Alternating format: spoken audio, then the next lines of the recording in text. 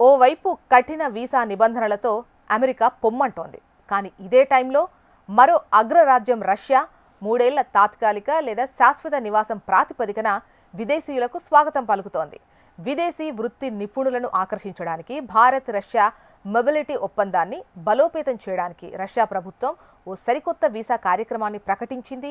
ఈ కొత్త వీసా కింద అర్హత గల నిపుణులకు ఆ దేశంలో 3 ఏళ్ల పాటు తాత్కాలిక లేదంటే శాశ్వత నివాసం పొందే అవకాశం లభిస్తుంది.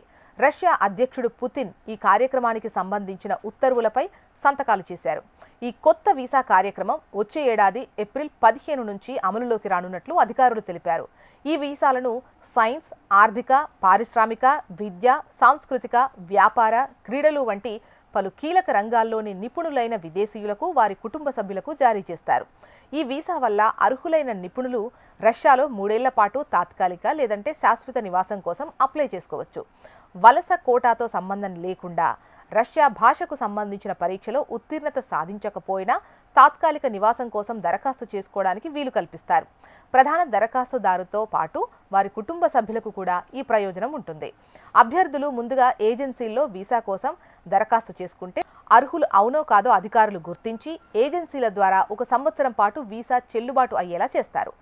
అర్హులుగా నిర్ణయించిన వారికి 3 ఏళ్ల పాటు రష్యాలో తాత్కాలిక లేదా శాశ్వత నివాసం కోసం దరఖాస్తు చేసుకునే ఛాన్స్ కల్పిస్తారు. స్వదేశాల్లో ఉన్న అభ్యర్థులు ఆన్లైన్ ద్వారా ఏజెన్సీలో దరఖాస్తులు సమర్పించి ఆమోదం పొందిన తర్వాత రష్యాలోకి వచ్చేందుకు వారికి వారి కుటుంబ సభ్యులకు సంవత్సరం బిజినెస్ వీసా మంజూరు చేస్తారు. ఈ క్రమంలోనే వారు కొత్త వీసా దరఖాస్తు కార్యక్రమానికి అప్లై చేసుకోవాలి. తాత్కాలిక లేదా శాశ్వత నివాసం కోసం అభ్యర్థుల దరఖాస్తులు పెండింగ్లో ఉన్నట్టయితే అలాంటి విదేశీయులకు వారి కుటుంబ సభ్యులకు వర్క్ పర్మిట్ పొందేందుకు అర్హులుగా గుర్తిస్తారు.